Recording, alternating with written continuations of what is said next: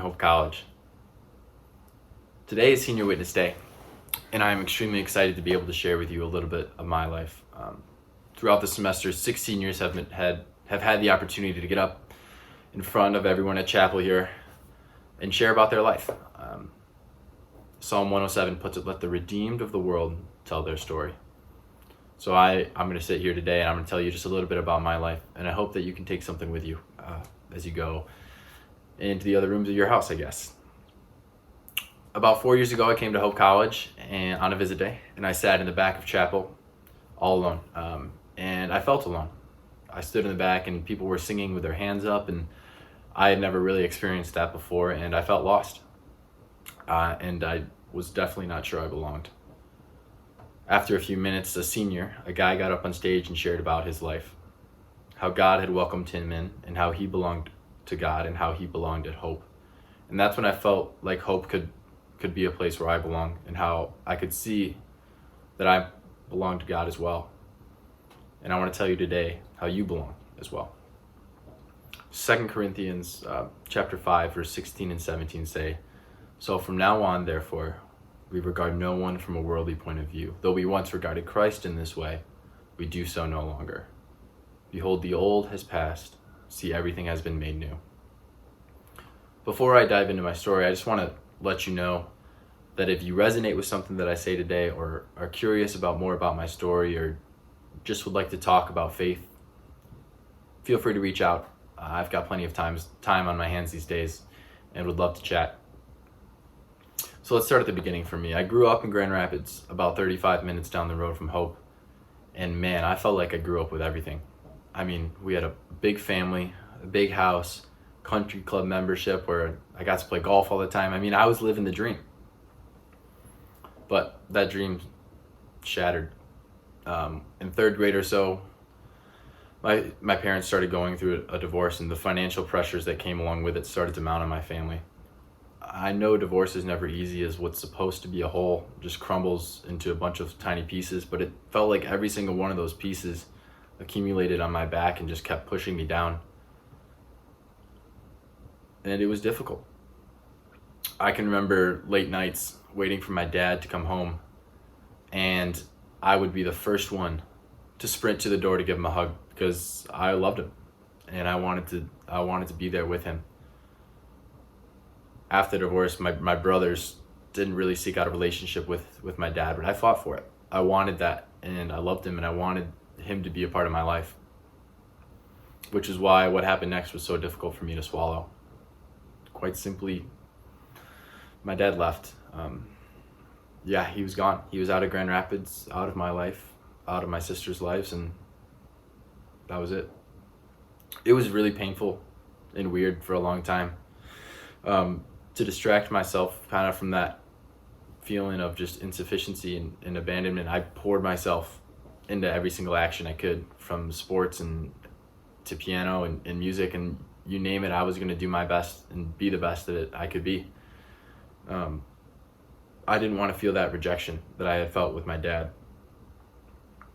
And that's not really what really pissed me off. What really pissed me off was how it affected my family. I mean, I didn't understand why. Like, my mom is a single mom now with 6 kids, charged with raising them, with taking care of them and supporting us in all we were doing, which she did a phenomenal job at. But she was struggling, and she was struggling with her own cancer and her own illness, and all the while, it didn't make sense. Why would somebody abandon like a family like that? And there was so much frustration built up in me because I didn't understand the why behind what was going on. When I came to school, I had the opportunity to change my last name. I changed it from that of my dad to that of my mom and my granddad, in part because of the lyrics from this song by the Avett Brothers. The lyrics go, "Always remember, there was nothing worth sharing like the love that let us share our name." And so I changed my name in part because of how I resonated with those lyrics, but also because my mom and my granddad were the ones that raised me, and they are who made me who I am today, and I am forever grateful to them for that, and I wanted to share that last name with them. When I played soccer here at Hope, I had the opportunity to wear a uniform with the name Hope on it. I loved playing soccer, and I loved the guys on my team, and I still do. And I love this institution. And we get to all share in the name of hope. And to all who believe in Christ, we get to share the name Christian. That is to say that we are of Christ, and he is with us and in us, and we are with him. And it's so amazing to me that love is with us wherever we go.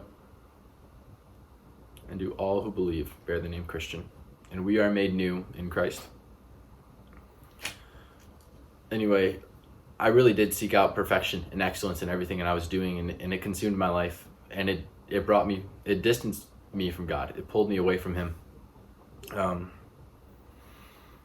that was present in high school and into college as well. For so long, I needed acceptance in my actions, and I needed to be the best at everything just so I felt like I wouldn't be rejected. I sought out destructive relationships with girls and with alcohol, and I knew that it wasn't good for me, but I just wanted the approval from other people. And all the while, I was just furthering myself from God. What I needed weren't those relationships, but what I needed was people to speak life into me. And what is absolutely mind-boggling to me is how God seeks out the lost. Can you hear the words that Jared quite possibly could have sang this morning up in chapel from Come Thou Fount of Every Blessing? For Jesus sought me when a stranger, wandering from the fold of God. God seeks out the lost. He who has been hiding from him and distancing himself from him, and he can bring him into the light. For me, it took tough conversations, and it took vulnerability with mentors and people I loved, but he did it in my life. And I'm telling you that if he can do it in my life, I know that he can do it in yours as well. To all who received and believed in his name, he gave the power to become children of God. I think there's something just so intimate and assuring in that word child. Tim Keller puts it, the only person who dares wake up a king at 3 a.m. crying for a glass of water is a child.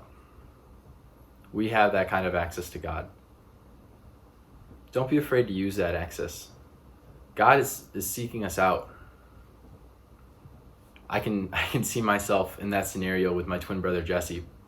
Now Jesse, he's crying right in the middle of the night because he was a scared child. And I'm in the crib next to him, and I'm crying because I can see he's crying. And I can see God sprinting down the hallway as soon as he hears us. Just ready to embrace us and give us anything and everything we need because he loves us. And I just want to reassure you and tell you that God has given us the most precious gift of all in Jesus Christ. And it's just amazing to me that I have an opportunity to wake my eternal Father. And just for him to love me and to know that he accepts me and know that he's going to give me everything I need. Think back with me now to 2 Corinthians. God has made all things new. All things new through Christ. And a dear friend of mine taught me something about this passage, and the Greek word that is being used here is anakainumenon. I'm going to say that again because it's a little tricky, but anakainumenon.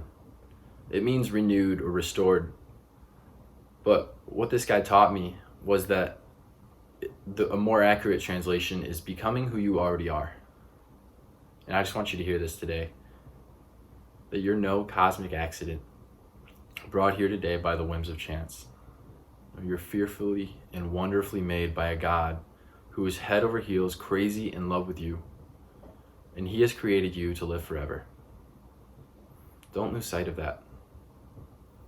And in accepting God and accepting Christ, you become who you already are, who you were meant to be.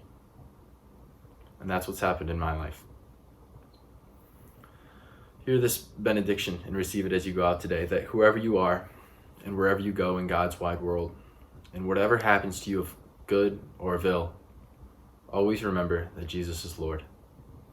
And may the grace of our Lord Jesus Christ be with you now and forever. Go in peace.